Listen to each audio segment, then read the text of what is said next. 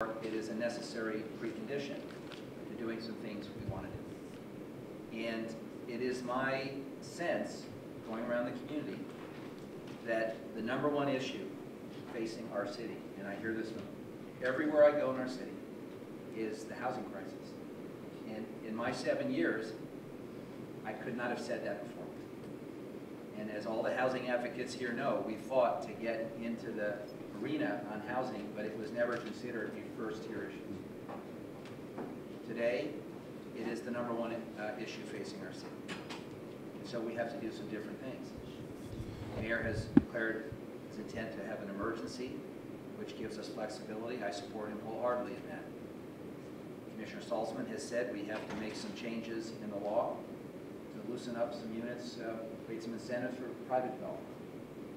A number of us believe that we need new resources. There is a whole package of things we have to do if we're going to tackle this problem. And no single action will make a dent. I believe all of them are necessary to show that we are up to this emergency. So I will support this resolution?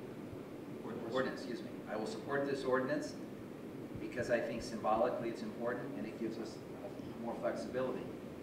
But we will be held accountable in the months ahead for taking other actions, new resources, new homes, new tools, and new protections. That's how we will be judged. And I hope that the council is prepared to be as bold in the future as we are today in declaring emergency. I appreciate the mayor bringing this before us, declaring an emergency, using his powers to do that.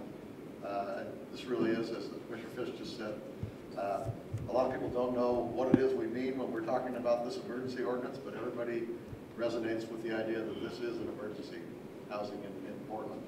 So I think it means a lot of different things to different people. It's up to us, the City Council and the County Commission, to put the flesh on the bones, and I think we've made some good starts in that, both in terms of resources, in terms of some policy provisions, and but there's definitely more work to be done, and I'm confident this body is up for it, as I am confident that the County Commission will also take bold steps. So I'm very pleased to support this. Aye. Yes. I want to thank my colleagues and thank the Portlanders that we've heard from on this issue for focusing on this crisis, because it is a crisis. I was thinking back, hearing some of these stories today, to my story and the story of some of my neighbors. I moved to Portland in an old car with not enough money to go back to Virginia. My wife and I found an apartment. We rented there for a while, and then we were able to buy our first home. We raised kids here who love to call Portland home, or at least call home to Portland from where they are now. And that's an ordinary story. And my neighbor across the street, Jonathan Asakis, was an old man who was a member of the Greek Orthodox Church who had an affordable unit that somebody thought to take care of him with. That's what we're doing here. We're thinking about our neighbors and trying to take care of each other. And that's something I love about Portland. And we try to do that through law and policy, but we do it even more through partnership. So we need our pastors, we need our nonprofit organizations like PCRI and REACH and all the rest of them to work with us. We need our housing authority, Home Forward, who's such a great partner. And we need our county government, who's joined with us in this work through this institution that we've created of a home for everyone. Doesn't sound all that interesting, but it's actually government doing what it should do, which is working together as one and reaching out to partners who will help and solving a problem. And I was really inspired over the course of this year by what we've accomplished with veterans homelessness. It is proof that we can make change and that we can focus on a problem, bring people together, and make a difference, get people into housing who deserve it. They're not the only ones who deserve it, but they were a good place to start in this focused effort of these multiple organizations working as partners. So I want to keep thinking about our neighbors as we keep bringing ideas forward. Barry's got one. I know he wants to talk about it. Lots of people in the community have ideas about where we can help solve this problem. I literally had pastors run up to me the morning that the Pope spoke, because a bunch of people gathered at St. Andrews and listened to the speech, and they came up and said, we'll put some people in our church if you can just get the bureaucracy out of our way. I love that spirit, and we need more of that, because we'll need a lot of people working together to address this. This is a great moment for Portland, because we have focused on the crisis, and we have declared it one.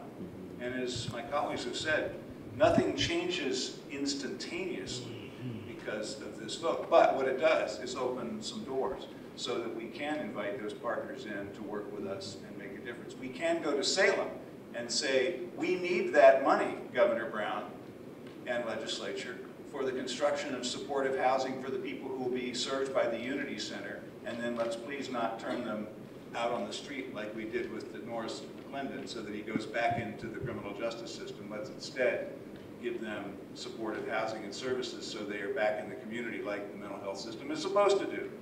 Let's then call on our partners in other agencies to work with us that way. And then there will be those who oppose us. So the second thing a declaration of emergency does is give us a legal leg to stand on in pushing forward. And we will need to call on our city attorneys, because no good deed goes unpunished, and I'm certain that there will be people who oppose elements of what we will do under this declaration of emergency. And then finally, we can, I think, with the support of a lot of people in this community, stop demonizing homelessness and understand its causes while still preserving safe streets. There are a lot of people suffering from compassion fatigue in our city who call on me every day to clean out that mess. And I understand that homelessness causes terrible side effects. And we and my staff in our office and others in this building work every day to try to keep Portland safe and attractive for everybody. But these are our neighbors, and we need to take care of them. And at bottom, that's what this declaration is about, a recognition that these people are our neighbors and we must do better. So I want to thank and commend Josh Halpert, first of all, my amazing chief of staff who has worked so hard to bring this declaration before us, and all who have labored so far in this good work and who will now together do more. Aye. Thank you very much. So we are losing a quorum. Sorry? Yes, we're going to vote on the other item before Commissioner Fish leaves, and then I think we're going to schedule the next piece of work. So what's the other item? The second declaration. Actually doing the... We've now